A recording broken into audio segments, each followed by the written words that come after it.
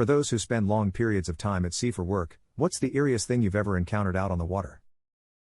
The churning chaos of sea life you can attract just by shining a light in the water at night. A dead body floating in the water. The crew got it into a stretcher, double-bagged it, kept it in the freezer, and turned it over to the local authorities at the next port visit. I had a role in that. It was in an advanced state of decomposition, but there was enough remaining to get an identification by dental records. Some family got closure. We were cruising in the Bahamas one night in the Devil's Triangle. All of a sudden we hear this chain dragging down the hull for like a minute. Just scraping. It was unnerving. And it was in exhuma sound, which is like thousands of feet deep. Which means it would have been floating and hanging off the bottom of something like an old mine drifting for years.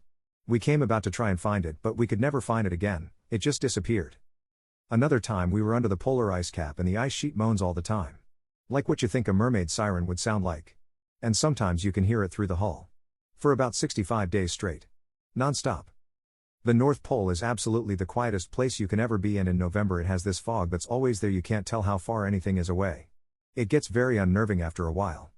Weirdest thing I've seen by far is coming out of a fog bank and seeing thousands of giant red Humboldt squid with their tentacles waving in the air. It was surreal and something I will never forget, like a bunch of little aliens. We responded to a sailboat that was taking on water.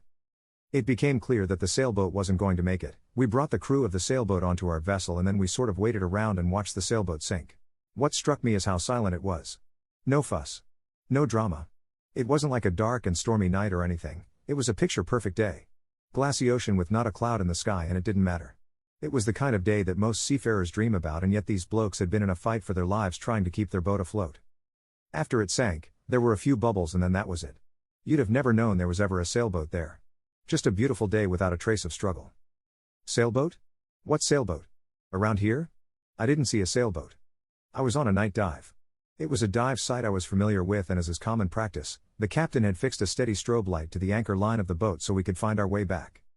As I was readying to complete my dive and ascend, I wondered why the strobe was no longer blinking and now just a steady beam.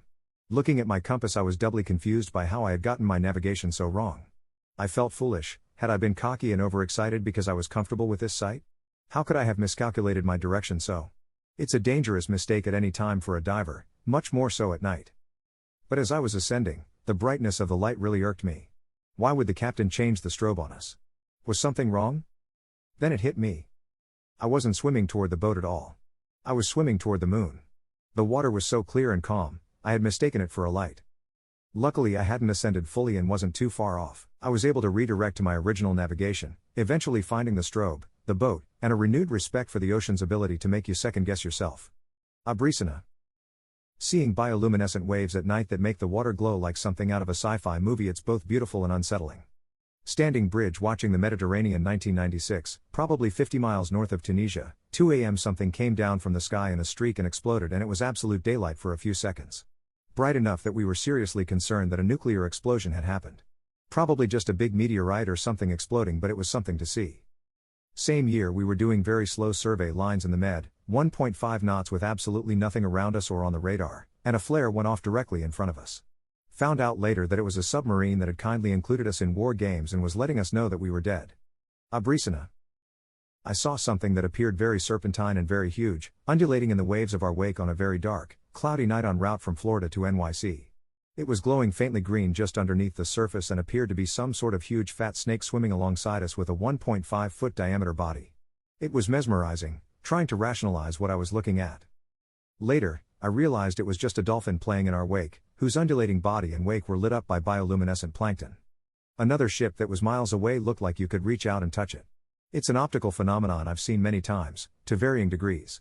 School of thousands of hammerhead sharks all swimming in the same direction. Whale swimming along that was half-eaten. Being in storms where seas were tall and thinking back on wooden ships in the past traversing through such storms always weirded me out a bit. Doing an underway replenishment. There was a standing wave about 15 to 20 feet tall between the ships. Dolphins were jumping out of the top of the wave and flipping and twirling in the air. Abrisina. I once took a long passage on a merchant ship. Watching a corridor below decks twist and bend as the ship that looks so solid in port, is tossed by waves, is definitely up there. Like this. But only had a film still camera then, so no way to show it. Running dark on a ship in the middle of the ocean. You could look any direction, besides down, and see stars. Couldn't see my hand an inch from my face, but could see stars that looked to be just above the water on the horizon. It was like a dome of stars. It made me feel very small and insignificant. Abrisina.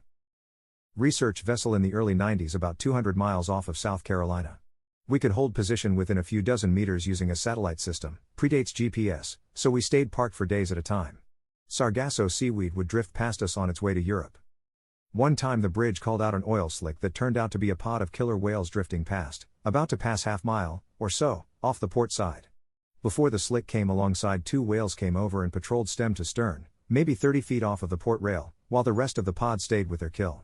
About when the kill was even with us, 2 more whales came and patrolled with the first 2, taking 2 complete laps altogether. Then the first 2 left to rejoin the lunch party while the new squad stayed with us. After a while those 2 left and we never saw any of them again. At no time did they go to the starboard side, and they never went far beyond the ends of our ship. It was an organized guard patrol, their message was very clear, and no one denied that we had been warned off. We never did figure out what was on the menu, but it was large enough to form a huge oil slick. Neither terribly eerie nor, technically, at sea, but I was involved as crew sailing from Chicago to Mackinac Island on Lake Michigan. This is big enough that you can't see land if you're in the middle, it's a freshwater sea in some sense. The boat was, shall we say, not well maintained, so our lights were out and the GPS had packed it in, though there was a handheld if we needed it. The compass was also way off, so I had the guy with the GPS read our track off until I was set for where we needed to be, looked up and spotted the North Star, Polaris, at a point in the rigging and just kept it there all night. I told the next watch to just sleep in since I was in the groove and it was magic.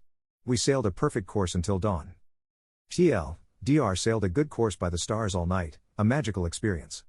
I was working in a pearl boat for around 18 months on the Askreddit Sea a few years ago, and one of my roles was keeping watch in the wheelhouse.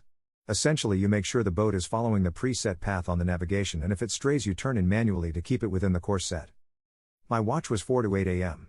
About 7 a.m. I noticed a white cube perhaps 200 meters port side, hard to say with no point of reference, but it didn't show up on the nav/radar system we had that let you plot/recognize boats.